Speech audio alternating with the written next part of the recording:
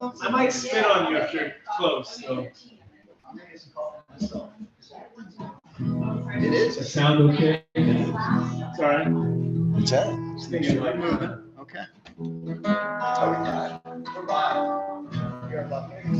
then we have a guitar player over here.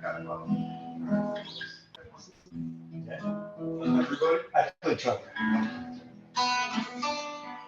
Wait, come on, are you saying that for real? Yeah. I teach bugling and everything.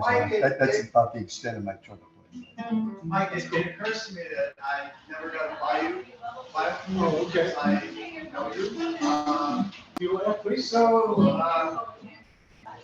Mike, among other things, Mike is, he's a mom.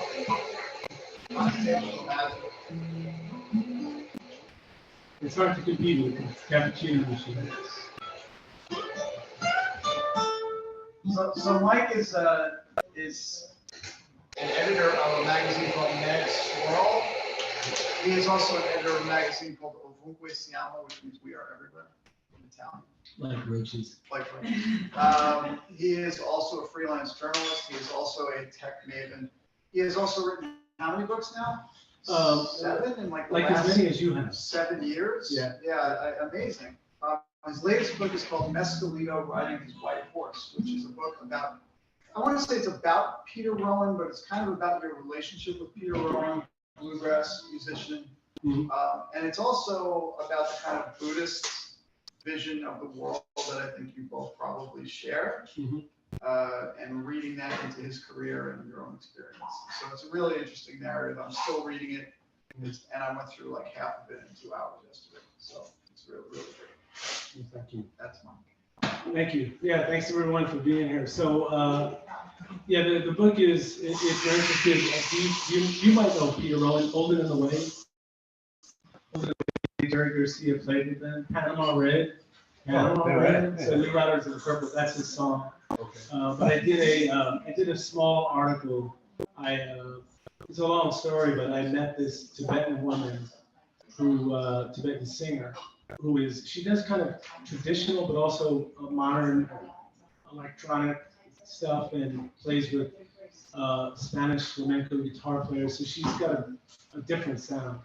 And anyway, she played with Peter, and when I met Peter Rowan, he kind of blew my mind, is really what it is, because he's one of these, like, keeper of a folklore. If you're into bluegrass, if you're into music, some people get into the history, they're into the mythology, the folklore, and he possesses this knowledge. And he played with Bill Monroe. If you're into bluegrass, Bill Monroe is the father of bluegrass. And then he went on to play with Jerry Garcia. He's played with a lot. I would say that if you're into the new bluegrass, he's one of the progenitors of that sound. And he just blew my mind so much that I asked him if he would be interested in working with me on a project, and he agreed. And the book is the result of that. So I'm going to play a few songs, but they're not going to really be bluegrass. I kind of do everything, but Jimmy Reed is one of my heroes, who wrote Eastbound and Down, which is a play. Also, Merle Travis is one of my heroes. My son is named Travis after him. Ariel wouldn't go for Merle, just come by that. And her mom was like, Travis, he sounds like a toothless hillbilly. And I was like, well, that's what I'm going for. But anyway, so I'll do a few songs.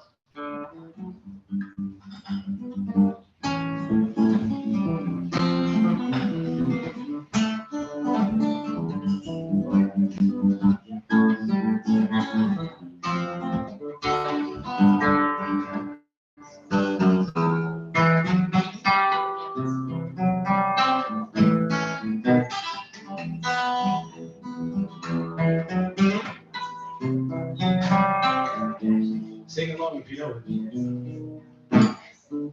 Eastbound down, load my belly trouble. We're gonna do what they say can't be done. Got a long way to go, short time to get there. Eastbound, watch old bandits run. Put your foot hard on the pedal, son, never mind them brakes. Let it all hang out, cause we got rum, baby. Also thirsty in Atlanta, there's beer in Texarkana. Bring it back no matter what it takes. Eastbound down, load 'em up and truckin'. We're gonna do what they say can be done. Got a long way to go, short time to get there. Eastbound, watch your bandit run. Old Smoky's got the wings on, he's hopping on the trail. He ain't gonna rest till you're in jail. Gotta dodge him, gotta duck him, gotta keep that diesel trucking. Put that hammer down and give it hell.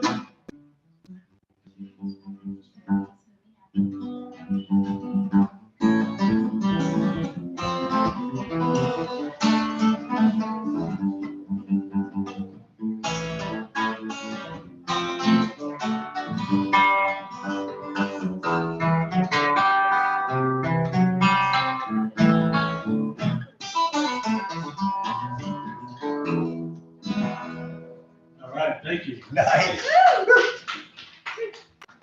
I learned that down in the swamps in Louisiana. Not really. Yeah, down in South Bronx.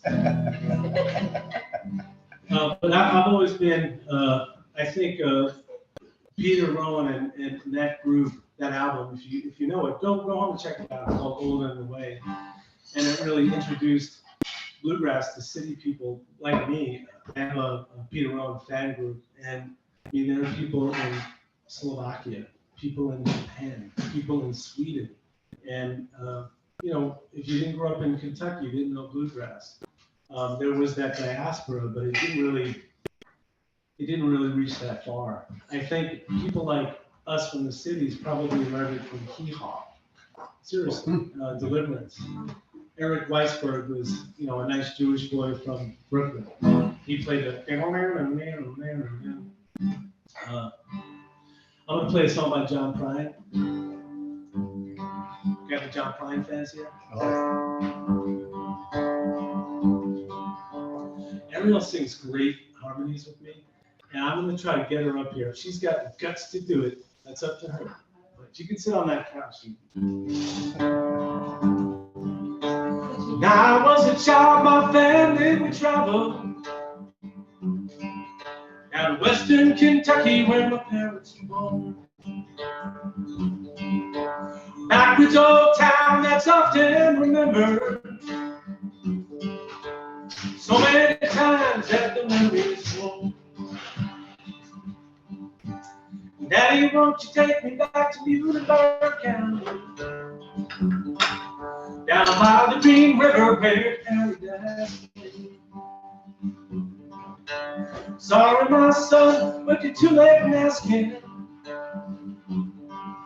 Mr. Peabody's coal train is hauled away. Phone company came with the world's largest shovel. Tortured the timber and stripped off the land.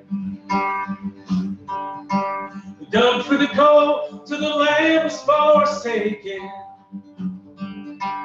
Wrote it all down as the progress man. Daddy, won't you take me back to Muhlenberg County? Down by the Green River where paradise lay. Sorry, my son, but you're too late in asking. Mr. Peabody's coal train is hauled away. So.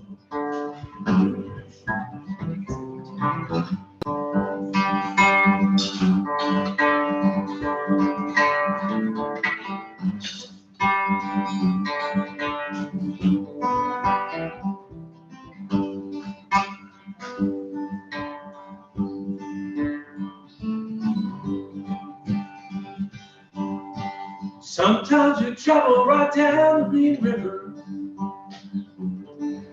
to the abandoned old cabin down by Adrian, where the air smelled like steaks and we'd shoot with our pistols. But But empty pop bottles was all that we get. Daddy, won't you take me back to Muhlenberg County? Down by the Green River where paradise lay. Sorry, my son, but it's too late last year. Everybody's toy train is hauling away.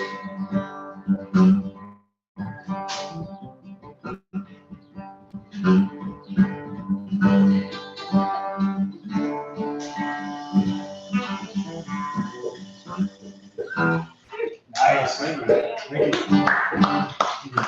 you. George, do you think I should read a little bit from the book? Sure.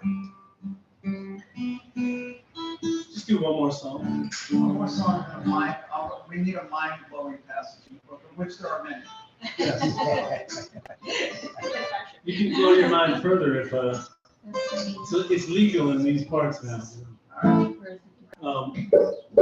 So this is a song by the great Roger Miller. And you probably know the song.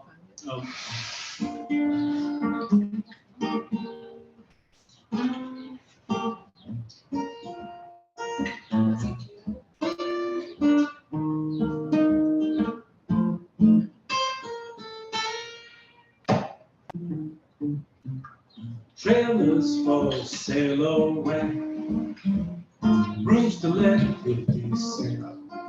It goes with some no phone, no food, no pets. I ain't got no cigarettes, but 2 hours of pushing broom lies. 8 or 12 4-bedroom. I'm a man of means, by no means king of the road. Third boxcar, midnight plane, destination Bangor, Maine.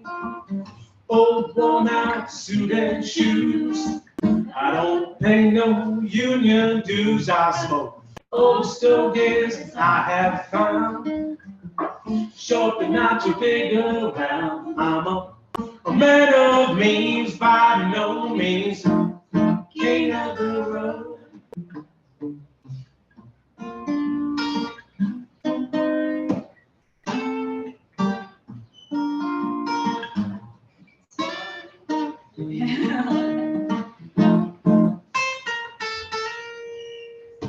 I know every engineer on every train, all of their children and all of their names, every handout in every town, and every life that ain't like when no one's around.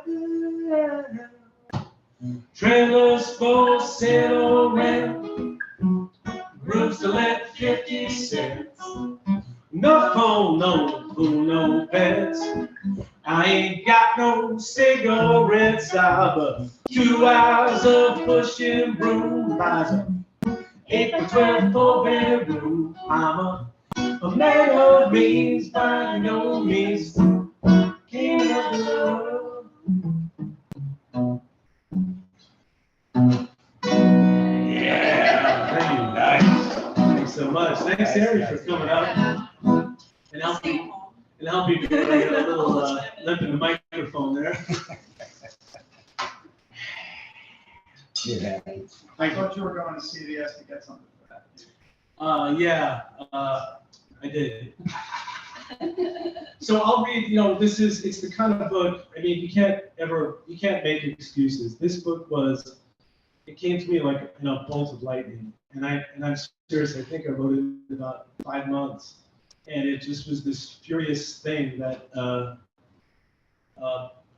when I told Ariel about the project, she said, well, it kind of sounds crazy, and I'm sure it was and is, but here it is.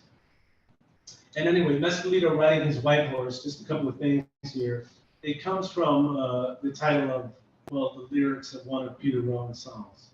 And if you've read Carlos Castaneda, the Don Juan stories, Mescalito was referring to sacred peyote plant and all of the kind of things that may happen when you imbibe the plant.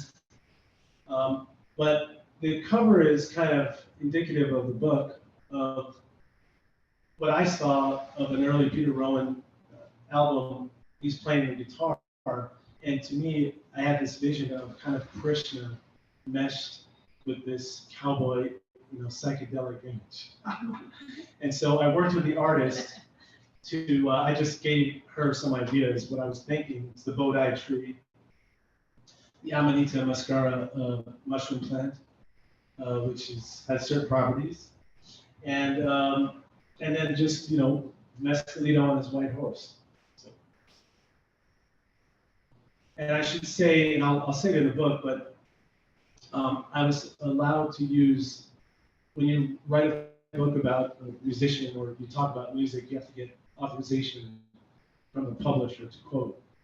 Unlike poetry or literature, there's a big stringent copyright laws, and that's a pain in the ass to get around.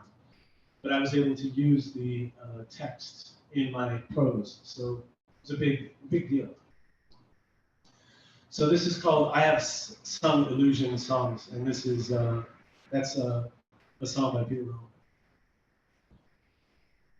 This book was inspired by several interviews conducted with Peter Rowan over a period of a few months during 2021. When I interviewed Peter for a magazine article, it became clear to me that a conventional piece wouldn't adequately express what I come about. I wrote the article anyway, but I began thinking about a larger project. Not only a musician and songwriter, Peter is also a poet, magus, and mystic. In addition to possessing a trove of bluegrass history and lore, I discovered that Peter has extensive knowledge of psychedelics, Buddhism, and other wisdom traditions. And most importantly, Peter lived the teachings he's learned. Prior to the cultural upheavals of the 60s, Peter spent several years in Nashville absorbing its folklore and music traditions after touring with Bill Monroe and his Bluegrass Boys. Learning from people as diverse in their worldviews as Bill Monroe and Jerry Garcia gave Peter insight into the cross currents of America, its connective tissue, the upside down and inside out riptides, the frayed patterns on the inside of the quilt, as well as the magnificent designs on the outside, meant to be seen. I'm going to pause for a second and just say, I think that's something we really need in this country right now. We're so divided in politics.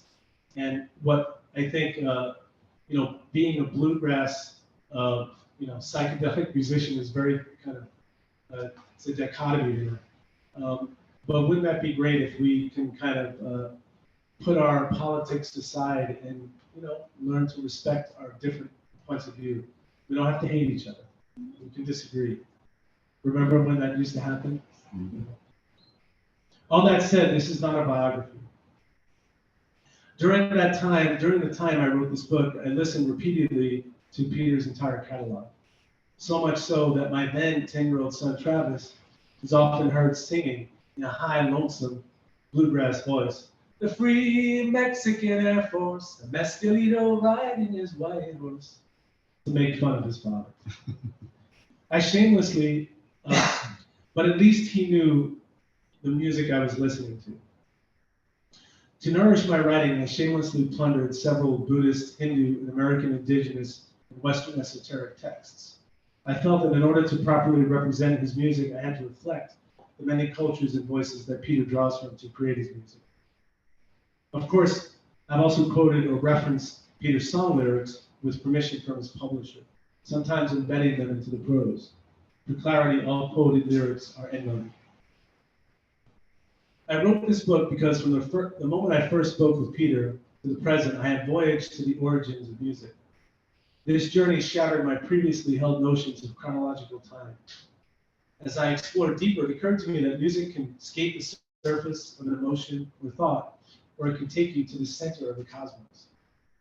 In our everyday lives, we listen to music to make us happy, to make us dance, to make us sing. Music can connect us to a deeper spirituality. You may think of weddings, funerals, graduations, revolutions. Music can accompany all of these things. Peter's music has tapped into this transformational potential. He never pursued the path of rock superstar. He was more interested in the alchemical process of music. In discovering this magic for myself, and I projected myself across time, place, and identity and tried to put that experience into words. I have discovered that what makes Peter's music so special is the authenticity of his message. There is a rare vulnerability in his music. For a person with his life experience, having played with icons, Peter's very down to earth. I hear the man in his music, not just a public performance of a persona. Except for the quoted interviews, which are transcribed as spoken, what follows is a combination of autobiography mixed with visions and dreams. Some are imagined, all are real. So I'm going to read something a little bit, try to get to something kind of how much should I read for? I mean, honestly, like, Whatever you come from, 15, 20. okay, I'll read a little bit. So this is in speaking to Peter. I said in one interview, I said to him, the interviewer asked you, what was it like to go from playing bluegrass to playing a psychedelic band? And your answer was, what could be more psychedelic than bluegrass? I love that answer. Could you tell me what you meant by this? His response was, the veil that keeps bluegrass from being appreciated more deeply is that the notes go by too fast. The fiddle was the only sustaining instrument in a bluegrass ensemble. The guitar has occasional leads, but is mostly rhythm, hidden down in a matrix of counter-rhythms. When it worked, it was transportive. Bluegrass is extremely hard to play to its true potential. I've heard tapes of Bill Monroe's shows where the band wasn't up to it. That didn't stop Bill Monroe. The band could be dragging behind, but he wouldn't let them drag behind.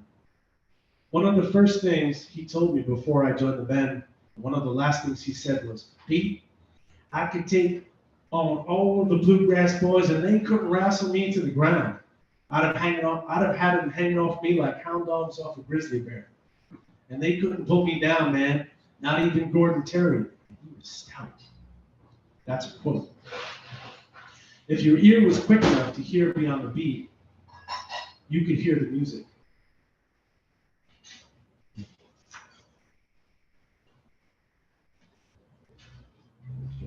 So this was interesting, and I kind of incorporated it into other sections. So Peter was traveling to Bill Monroe had died, and he was traveling, and he met Bill Monroe's, who was his girlfriend before he died, and his girlfriend was much younger. She's still alive, Julia LaBella, and I've actually come to know her. And she said, this is one thing she said that Bill would do, a practice he would do. The other thing she said was that once a month, he would stand in the middle of the barnyard and turn on every motor in the barn. While the tractor, the limo, the pickup truck, and anything else that was on that had a motor on it, Bill would stand in the middle and listen. And I started roaring with laughter because I thought that was so Bill Monroe listening to all the farm tools. Then she said, if you heard a motor skipping, he knew that you could put in a new spark plug in there and know that it wasn't going to break down the next month. To hear all of that at once, mowers, tractors, and trucks. And that's how he would stay on top of it. And I asked Peter, I said, you couldn't listen to each motor one at a time? It sounds like bluegrass to me. And Peter said, I think that says something about Bill's sensibility. Listening to farm tools the way you might listen to bluegrass.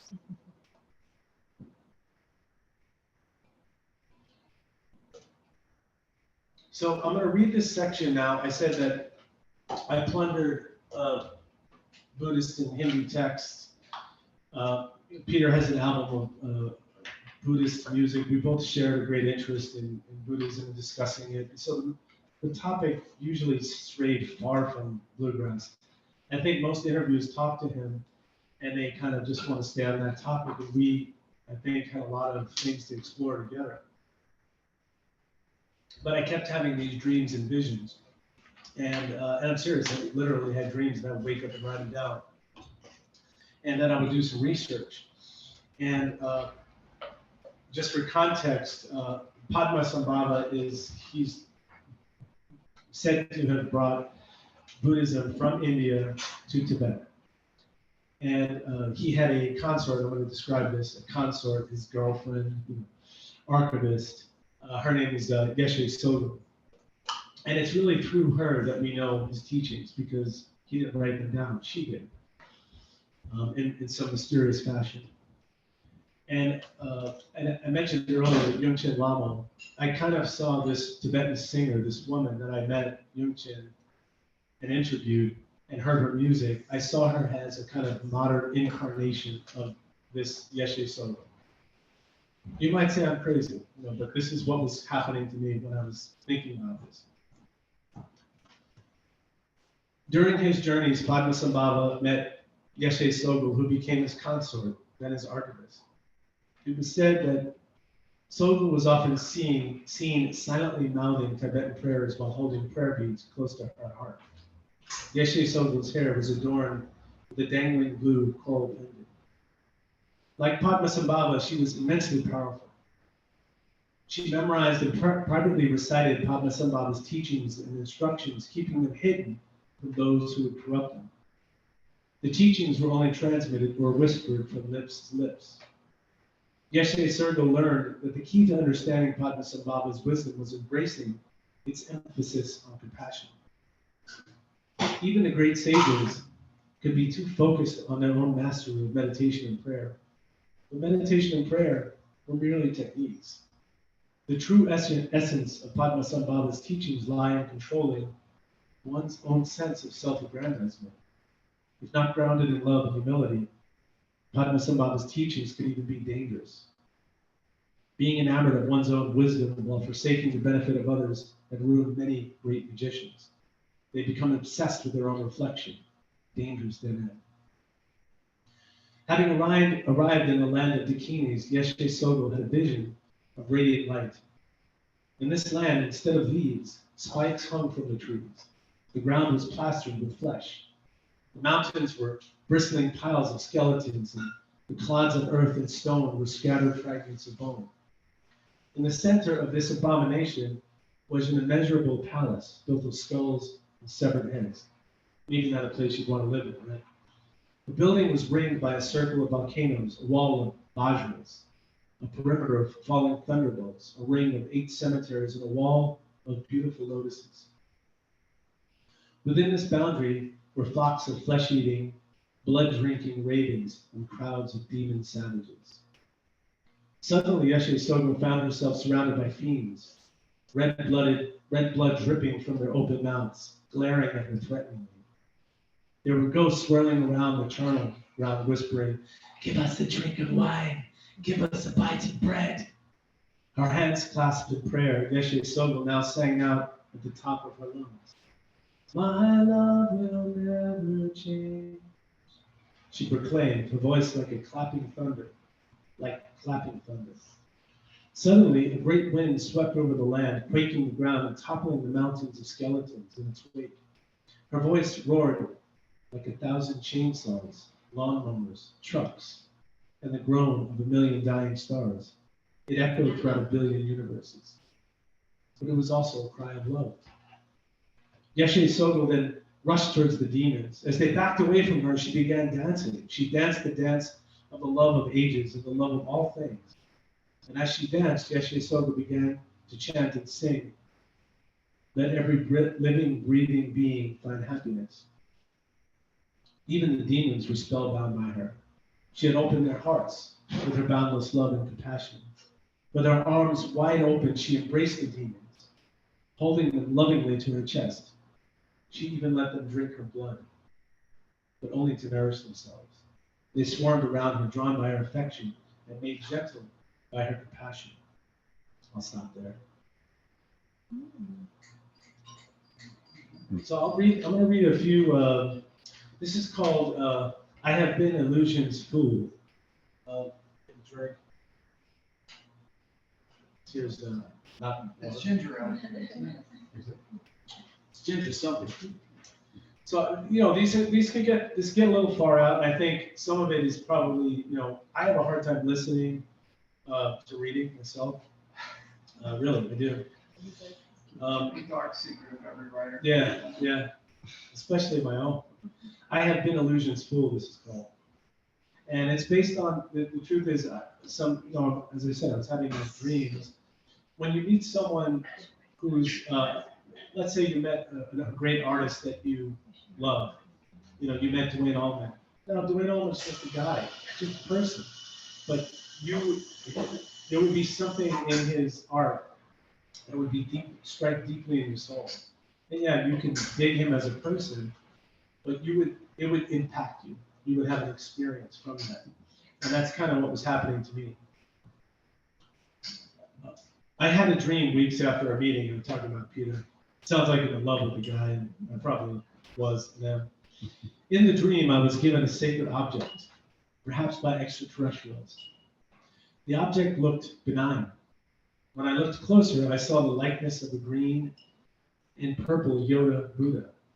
But the image could only be discovered by holding the object sideways and upside down, like the way you might suddenly hear the encoded messages in bluegrass. You had to discover the primer to truly hear it. You had to come to this realization. It was as if a hysterical cosmic joke had been revealed to me, telling me that the mind is formed of constructs that are built on yet more atomic constructs, and that this miniaturization continues into emptiness. Yes, we have agency, but we are enmeshed in history. Our minds are trapped in the context in which they are formed. Dreams, meditations, psychedelic experiences may help us see through the illusion, but even those epiphanies are ephemeral. We are star stuff, dust accumulated. The wind could blow us away. And while logic is vital to our existence, compassion is our compass. So I kind of want to read to the end of it and kind of make a big skip, big jump. And this is about, there's a whole lot of, I would say, visions and things that are occurring. And it's kind of tying together, I think, as you may have heard, these ideas that, because people will say, what makes bluegrass spiritual? And my feeling is all music is spiritual.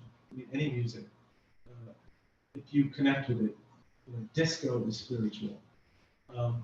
Heavy metal is spiritual. There is a kind of intentional aspect of bluegrass to make it spiritual, which is it's fast.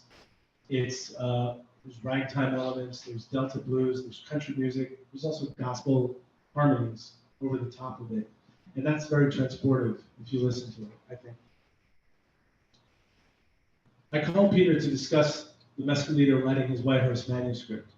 We had since moved beyond interviews into conversation, discussing literature, philosophy, esotericism, and life, like I do with my best friends, sharing knowledge, making jokes.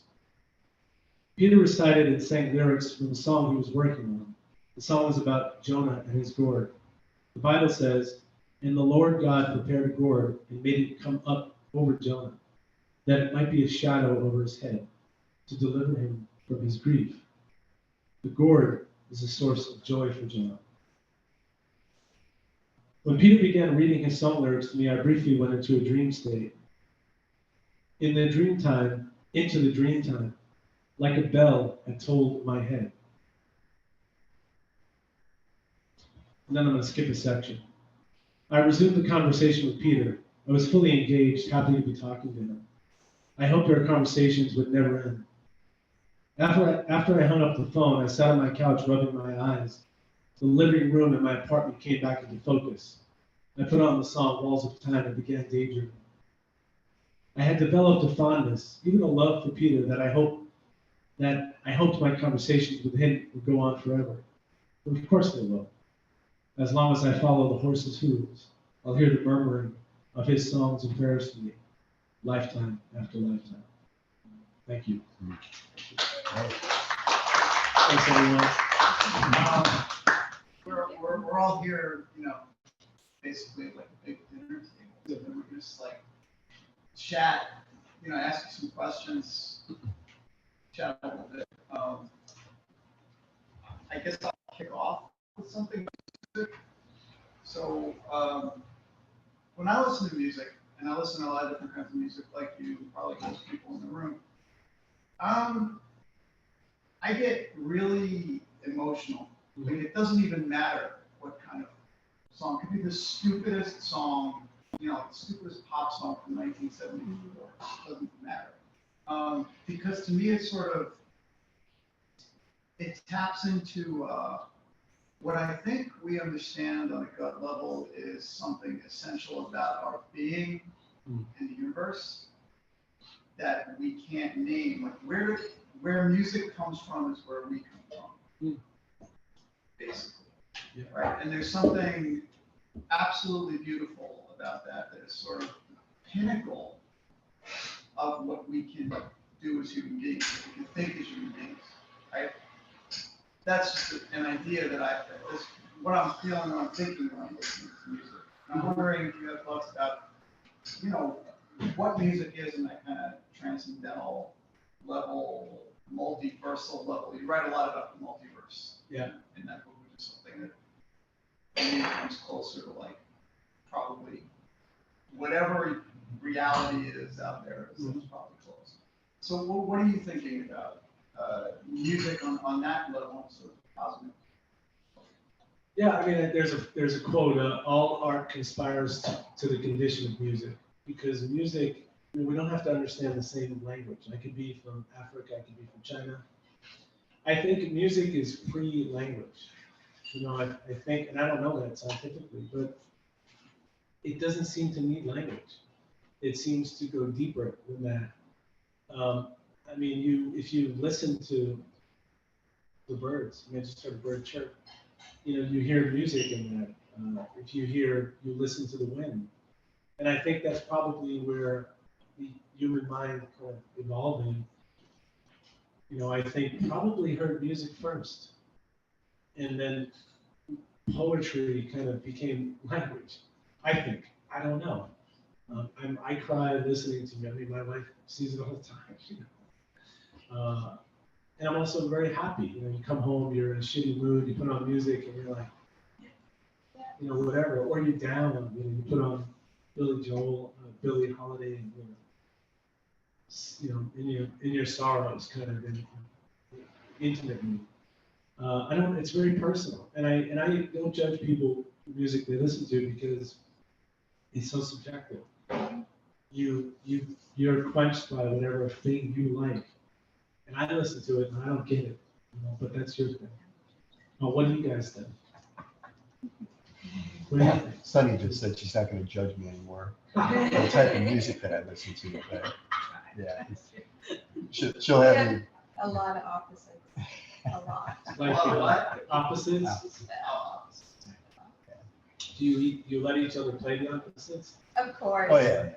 And I'm like, I've never heard this song before, and he's just singing away. Yeah. Well, she didn't know that I knew, John Prine, King of the Road. Well, King of All the I Road. know is King of the Road. That's the only lyrics I know, and he's like singing all of them. I'm like, oh wow. But I'm a product of AM 70s radio. Me too. So you talk about the emotions and everything, but it's kind of like a place setting for where you were at a certain time. Yeah, very much. I used to take care of lawns and stuff, and I'll hear a certain song, and I'm pulling the same weed or looking at the red ants that were there next to it.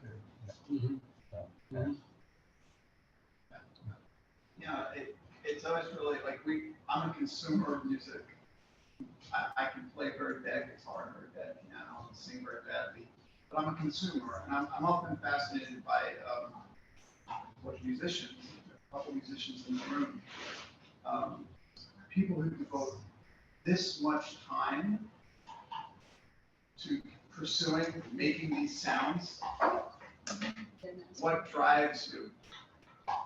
Because we all probably most of us probably had lessons of some kind at some point. So give him guitar, give him piano lessons, let him play the trumpet in fourth grade, whatever it is. What drives you? Lack of something better to do. I mean, it's better to watch. You got to fill the hours here away. Yeah. It's better to watch Springer reruns. I thought it'd be This kind gets me to my next question for you, by the way. But what do you kind of agree with that? it? Like, I it's mean, better yeah, than- just, I don't have the illusions. I have friends that think they're gonna be rock, they're not gonna be a rock star. It's not gonna happen. I'm just playing to have fun and to learn and to explore it, and that's it. I mean, if something more happens, that's great.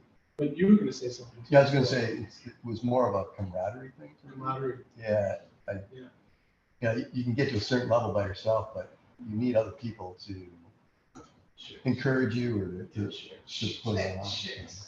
Exactly. I mean, look, it's. Yeah, my trumpet guy got a lot of things. Don't play the clarinet. Well, but interestingly, you're a painter also, and Sonny's a painter. That's a different pursuit entirely. Maybe because, like, writing is so solitary. Yeah. Yeah. It's just. It's something that can live on forever, unlike a song, to me, Huh. unless you record the song. That's interesting. And more because we don't really listen to any music from the 15th century. Well, maybe that's not quite true, but pretty close to true. We certainly don't listen to a lot of music since 1,500 years ago, so it's temporary. Live music for sure. That's but Anyways. what you said about lack of something better to do, like, or this is better than doing it. I mean, that's kind of a backhanded compliment, Yeah. you know. Well, I mean, you get the idea that, like, everything is real, nothing is real, or it's the most sort of Buddhist line in English lit. It's like, we are such stuff as dreams we made on, and our little life is rounded by sleep. All the world's a stage. All the stuff in the tempest. It matters while you're there, what you do with your time. If I step on your foot, you're gonna ask me to get up. Right. In 100 years, nobody remembers anything. Does anybody's life from 1855 mean anything to you now? I think there is impact on some level. I mean, we still know Plato, Socrates, and Jesus, and Buddha, and I think that things have impact, and I think they can carry forward, and they can. I think they do have impacts. So this is where I'm going with Yes. this. It's the line You're between. just setting me up to knock me down. I am gonna knock you down. Just taking things seriously and taking nothing seriously. That's a difficult line to toe in Yeah. your life. Like, I want to be serious I want to be good to the people around me. I want to take this seriously, but at the same time, I know that in the end, it's evanescent. Yeah. It's smoke. How do you see that relating to what you were thinking about in this book? I mean, there's a great book called Infinite and Finite Games. And it's like the finite games we play, in life, which are work, relationships. And then there's the infinite things and knowing the difference between them. And it's an interesting book. He was a professor at NYU. I think things do have impact. I think that our actions and words, and it's not like I'm not saying I'm an example of how to behave. As I said to you, I'm a Barnes and Noble's Buddhist. On the everyday life stuff, I suck. I just do stuff wrong, and I get pissed off and impatient. But you aspire to something better. And I think those things, George, I think they do have impact. That the way we are with our children, and the way they will be with their children, and they will be with their children, and these things do carry forward, and they do matter, because pain is pain, and you can pass on pain, or you can try to pass on something else. I mean, my son is in tremendous pain right now. I need to listen to all this, so it's a complete contradiction of everything I'm saying. But and it's not like I have the answer. I don't. None of us have it. We don't know the answer. But there are repercussions in our behavior, and being an asshole has repercussions. And being truly cruel. Well, sometimes. I mean, sometimes you have to be an asshole, right? You have to stop something. But I mean, these are just thoughts. So, how does it relate to the book? I don't know if it even relates to the book. I think the book is a sort of fantasy. It's a bit of a spiritual journey mixed in with the folklore and mythology of a tradition, bluegrass. And you can find that you can find that in other places and other sources, and synthesize and bring these things together. Peter happened to be a Buddhist, and I've meditated. I've tried to do that work. I don't meditate anymore. I need to get back to it. I need to be a better person, is what I'm saying, George. Well, I can't help it. George, I'm looking at you. No, I'm laughing Structure. because I'm thinking of like,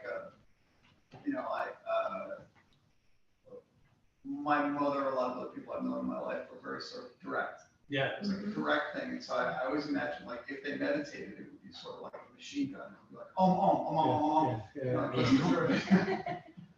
like, like that. So it's always interesting to me when this stuff enters popular culture, when sort of dogmatic, we call it dogmatic, but traditional religious ideas sort of enter into popular culture and what we do with them and how we borrow. I mean, we were having this discussion last week. Like, if you ask me, I was raised a Catholic. If you ask me, are you a Christian? It'd be really hard for me to say yes. That would be a lot of things I would have to admit to believing that I don't really believe. So it would be right. It's interesting how people constantly construct, and aren't honest about it. Mm-hmm. That's why I find your book so interesting on one level, is because it's showing the process of constructing these beliefs, which I think is so fascinating. Well, thanks. I mean, the Dalai Lama, he's been recently besmirched, right? He's been canceled with his little tongue incident. Did you hear about it? No. He said something like, "Let me suck your tongue," to a little boy. It could have been a Tibetan thing that's an expression that we don't understand. I don't know. Or maybe he's a pedophile. I don't know.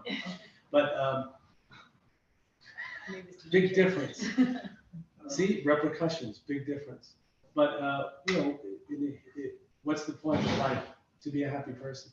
Right. Jesus said, turn to the cheek. There's all the decoration and there's all the window dressing of what a religion is, but at the end of the day, it's basically don't be an asshole, right? And all of the metaphysics and stuff that can support that and give you the pillars and the intellectual language to talk about it, but it doesn't mean shit. And that part is in the book. You can have all that. You can do the meditation, but if you get out of the church pew and you go call these people and you do this and you're a jerk, and what was the point? What did you win something? You won, first pew in the church, big deal. Also smiling because a lot of the yogini meditators I've known over the years, especially in New York City, were like the most type A, anal, nasty people covering with a thin veneer of yoga. It's like it's so obvious, like, oh my God, I don't want to get on your dance. Don't kill the message because of the messenger. And I think the message is an aspiration, right? And then people are just perverts and going after the quick whatever stuff too. But there's some wisdom somewhere, isn't there? Can I quote you on it? Yeah, please. There were the competitive meditators. I The competitive can meditators, meditate longer than you. yes. More deeply than you People who can. show up at work You're with really, yoga is mats. that the purpose of Competitive, thank you. Competitive. That's a good one. Yeah, totally. Like if you go listen to the Zen Center. You don't have all the answers, it's not mine. Or how much money do you have? It's not my money. If you buy the book, no, just kidding. It's all in the book. Yeah. It's all right. I mean, I think the more you think about these things, the more you explore, and the less you feel you know. But it's enriching and satisfying to investigate and to, or not. I mean, you could not too. You have to be content not knowing. I want to be a preacher is really what I want to do. I want to convert this into, that's what I'm really shooting for. There's room. Start a nonprofit, create a new religion, There's room. be tax-free, all that. They didn't pay taxes, but I can't understand. But that's a different issue. Any next question? So, you said Peter grew up in Kentucky? Actually, he grew up in Wayland, Massachusetts. He's from Massachusetts. Oh, okay. But there was a bluegrass, there was a corridor of performing musicians that came through. Ironically, they passed New York and they went to Massachusetts. I think it was from armed forces stuff. So they would play for armed forces, you know, barracks, locations and things. And he grew up hearing this and falling in love with it. And, you know, I think he played in that. He went to Kentucky, he went to Nashville. I mean, you have a lot of people in that music that aren't from it originally. Right. After a certain point. Right. It's sort of the diaspora, you know, the flock left the nest and it flew elsewhere. Mhm. But yeah, he's not from Okay. Kentucky. Okay. You realize you went through Wayland, New York on the way here today? Pardon? You Yeah. went through Wayland, New York. Did I really? Notice, yeah. Well, it was, but it's Wayland, not Weyland. Wayland. Yeah. So I noticed that sign, but it was a different spelling. So correspondence is there. All right. Well, thanks for listening. I mean, Thank you. appreciate it. Thank you. It was a pleasure. Good Sorry, to talk some we're a shit. small group, but we love you. Well, thank you. I love you too. I feel love. And it's basically like we were home. It was like we were home on the couch and my son is, you know, ready to kill me. And, Ariel and I started singing together during COVID. So we were just together, boxed in, and yet, Yeah, like I you think said, it, nothing else to do. So. helped our sanity, that's you know, lovely. yeah, we just sit there like, let's just sing, okay, you know? Great. Let's practice these harmonies, let's practice the song, let's practice, you know, so it helped, yeah, sweet. I'm gonna propose that to my wife this year. Start singing to Was you. She's got a weapon in her hand right now. Well, thank you all for listening. I appreciate it. Thank you. Yeah, thank you. Yeah, thank you. Hey, Mike, what was the name of that Does album? anybody, Peter's album? Old and in the way. Olin? Old and in the way, like Old old and person in the and in the way. Okay. does anybody wanna do anything at the mic here? Yeah, please. You have an open I have a mic. guitar. Would you like to play? Andy, right? You got a slide? I don't have a slide, but you could use if you have a glass, or maybe George has a slide. I don't have a slide with me. If what about a glass? Do you have can you use a glass? I mean, that's a tall a thin glass. I can sing.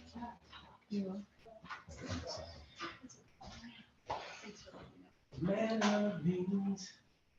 King of the road. So you don't know this, I know the tune Yeah. and I know. I think I remember him like, How about a metal? we sing it, no, we sang other songs, I was about to say like we sang, That's a really big How glass. about like a salt shaker? Hey, Chad, how you doing there, kid? 15 tons in elementary school, you know? But I was like, do we sing King of the Road? I don't think we probably sing King of the Road. I think In I can- school? Yeah, I don't think so either. I think it's probably too easy. That'll work. You know? There you go, man.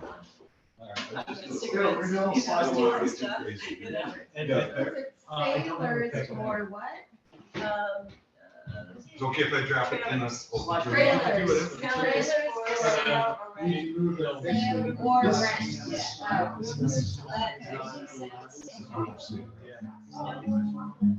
So I don't think the light's working anymore, so may have got turned off. I'm not sure. Oh, you'll have to turn the guitar toward the mic.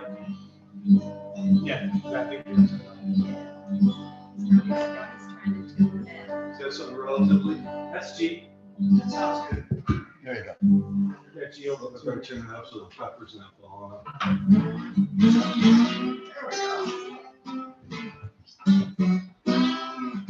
kind of flat. It's hard to do with the salt shaker. You don't have an empty one, do you? We have an You empty can salt empty shaker? it. Yeah, we do.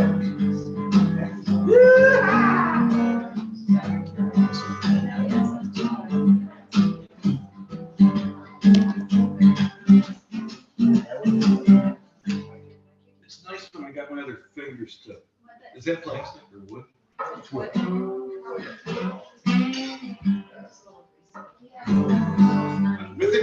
really need to, I need one. Let me give it a try. I really need one to go on my fingers for it to work. There you go. If this doesn't work, I'll just put it down. That looks like, It's dripping. uranium glass. Oh, I don't know. Alright.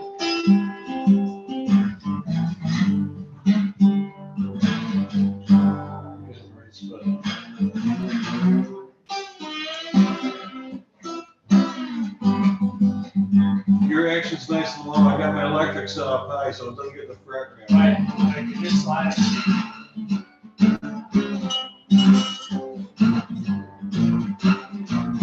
Let me just go with regular fingers. Yeah. That might work better. Got a credit card I can use for a pick.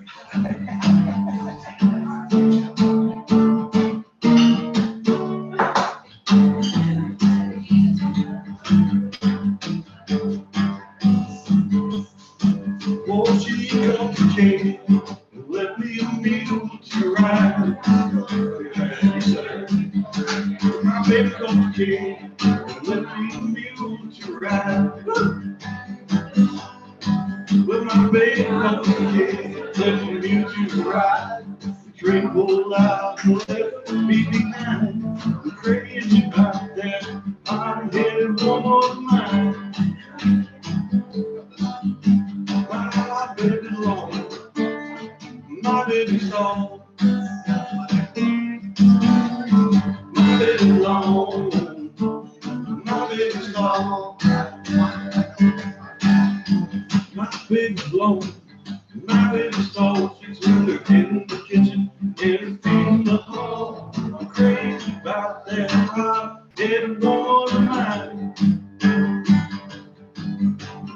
Oh, my baby, she's so fine.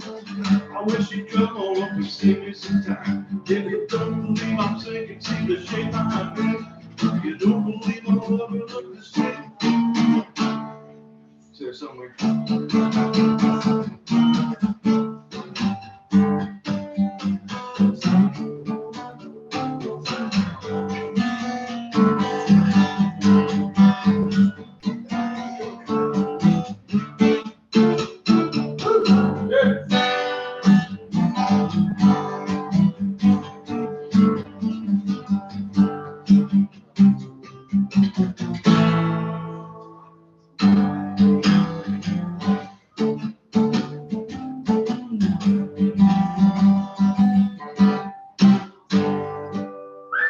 Nice. I think that's the open I'll do one. This is almost the same thing. How do you come to that song? How do you know it? How do you know it?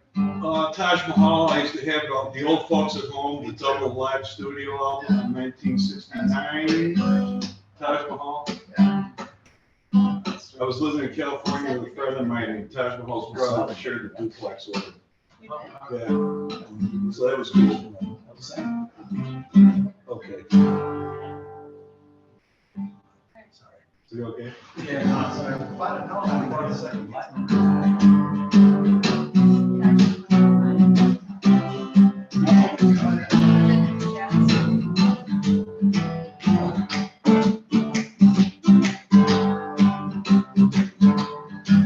Almost 3 o'clock in the morning, I'm biting my tongue, I'm getting a dream, just a way to feel out of my mind.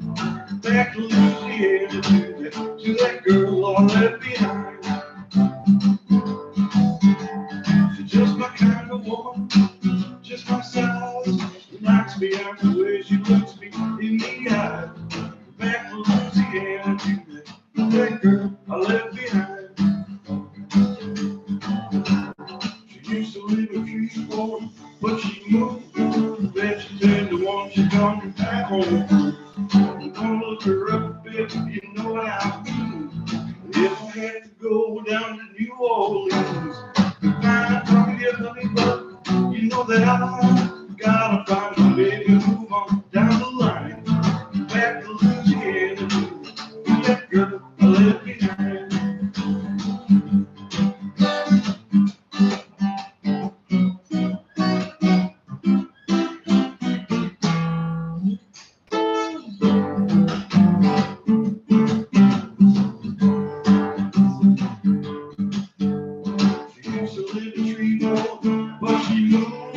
bet you tell me what she's gonna have me hurt. Gonna look her up if you know what I mean. If I have to go down to New Orleans, the prime time $100, you know that I gotta find my baby down the line, back to Louisiana. Girl, I love you. Nice. Clinton, you know Delbert?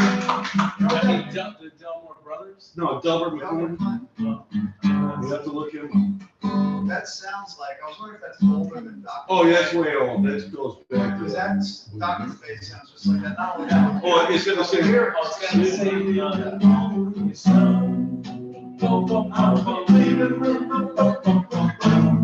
these things happen. G to A minor to B minor to C. It's, can't help it. It works. Yeah, it's the same chord progression. Yeah, it's great. Good. George, your turn? I don't play guitar. I'll read it at home. I'll do one more that I was just playing around with. This is, you know Bill Kirchen at all? I know. Commander Cody? Yes, I do know. He was the guitar player for Commander Cody. He's like the new Riders of Purple Sage. Yeah, they're from that era. Yeah. Anyways, he's still on the road playing Yeah. Diesel Billy, truck driving music, Yeah, stuff like that. I know the album covers these big trucks with the. Commander Cody painted those. Yeah. Him and his brother were the painters. He's got an art studio in Saratoga Springs that he sells. Yeah, I see him one time at Rochester and he was selling paintings out the back of the van. I didn't have the money to give him $200-300. Yeah, Paintings of black musicians, real impressionistic. yeah. Anyhow, all right, I'll do one more. I can remember. Sounds good, man. This is a truck driving song. I got some. I was running up the hill that's known as the Devil's Crest. On 36 tons on the creek of the Nitro Express. Nothing but curves from the top on down. At the bottom of a grave, and goes through town. I was running off the top, but she jumped in the drive shaft road. I started pumping the brakes on gold with a big loud smoke. To keep her upright, I knew I had to do my best. Against the runaway bomb that they call the Nitro Express. There was 36 tons, detonated steel, over 18 tires, smoked and squealed. I couldn't shut it down and I couldn't shut free. There would be a big hole where the little man used to be.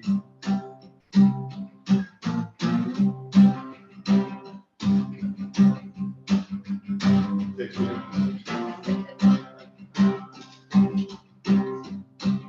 Next verse, hang on a second.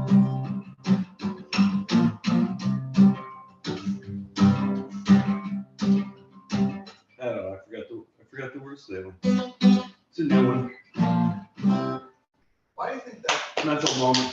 Sorry, it'll come to me here in a second. that kind of trucker music had like a big moment in the 70s?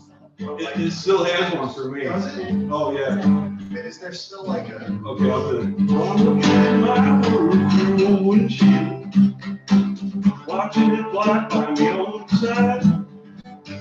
There's a cute little honey I'm down to see down next to me. Well, I'm down the road, gonna get it all south tonight. I drove this rig through sleet and rain, driven through that duck terrain, from the Rockies to the docks of old LA. I'm gonna hit up the old Pacific shore, swinging out toward Baltimore, somewhere about 2,000 miles away. Now I'm looking at my world through a windshield. Everything looks better in a different light. There's a cute little honey I'm down to see down next to. Knock down the devils and did it myself. Long strips of rubber, as you see burned off this rig by the likes of me. Right here on the highway of this land. I'm gonna ride my nigga left ear, so glad the ones that come along behind the show. Beat the space I'm sitting every time I can. Now I'm looking at my world with you. Everything looks better in a different light. This cute little one I'm down to see down next week. I'm down my nails and get outside tonight. Yes, I'm down my nails and get outside tonight.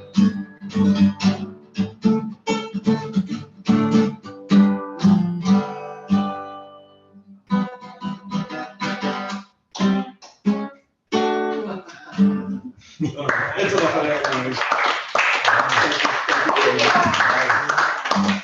Oh, no, it's okay. I got it. You got a tour of that. Sorry about the salt shakers and stuff. I tried, you know. Nice stuff. Hmm? It's sometimes the frame's too big. Yeah. Nice stuff. Yeah. Let me get one little thing, just for my friend Mike here, which came to me as I was listening to you, thinking about all those unanswerable questions. He said, thank you for asking me all these unanswerable questions. But I kind of special. I do a lot of interviews. I interview a lot as a questioner. I like to do it free form because it often leads to those unanswerable questions, and I get the best answers. Unanswerable questions. So this is an Easter poem. I wrote this on Easter. With the birds chirping. Yeah. The birds. Making the song. This comes from the idea of like, you know, it's a classic situation. It's Easter, it's springtime, and you want to be in love with everything. Right?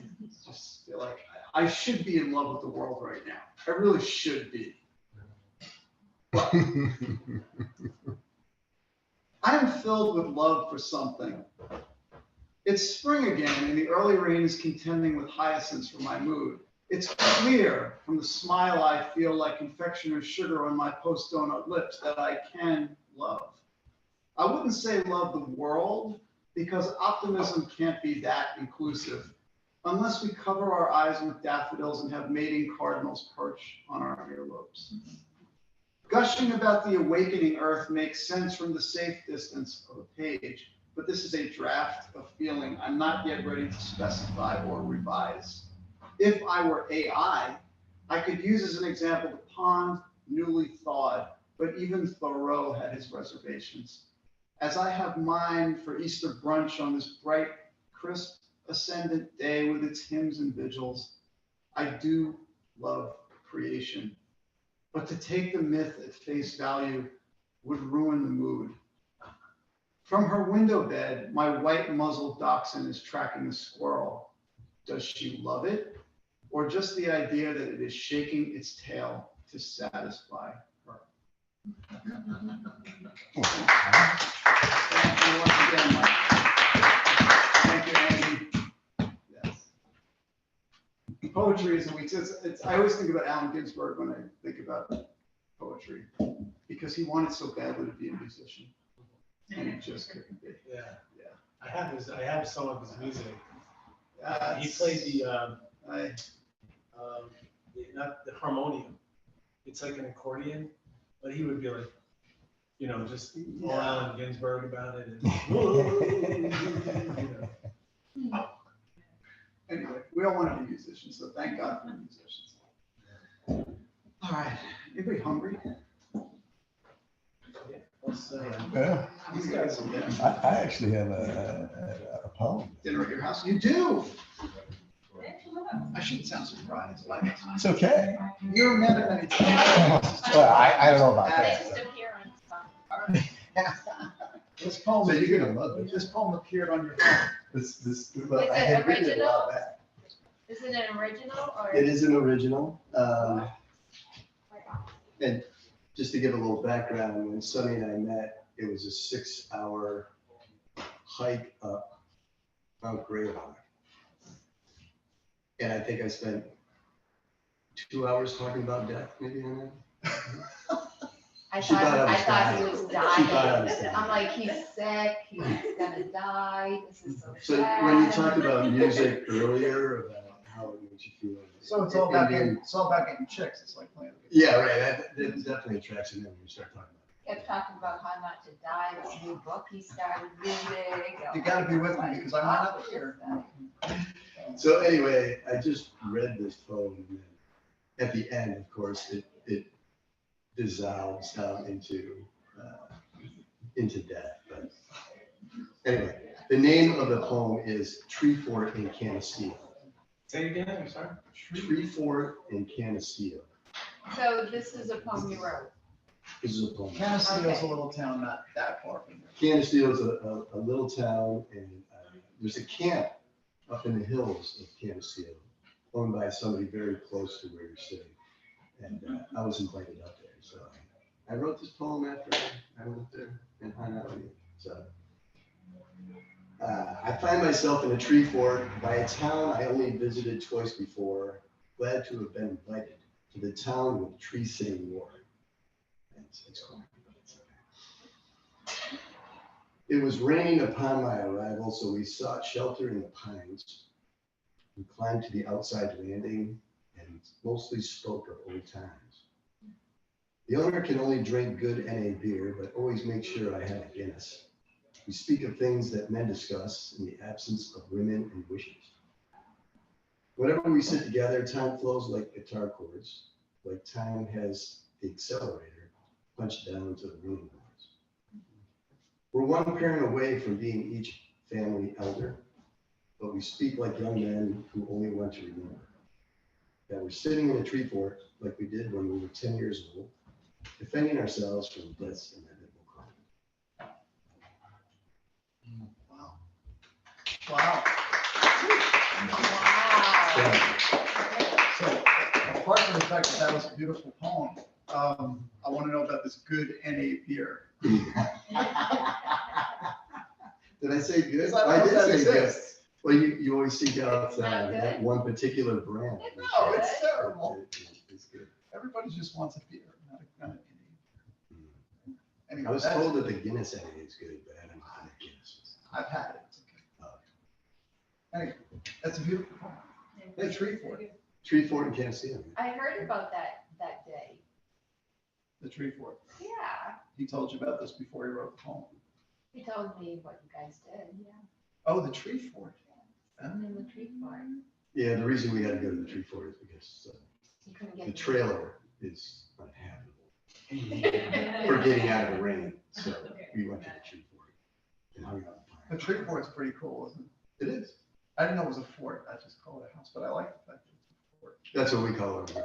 Let's go to let's go Tree to fort. your Tree Fort. We had like 3 tree forts in it. That's good. You guys, I didn't mention this to Mike, but my property has an uninhabitable trailer on it, but it does have a tree house that's totally inhabitable that I built with my bear. Yes, so there you go. And it's solid. It's a solid tree fort, man. I didn't know it was a portal to death. Everything is affordable. I thought it was interesting that as George was speaking, the birds were talking, Yeah. as if to basically say, there you go. Shut up. Well, see, I said, there you go, you said, shut up. Stop talking.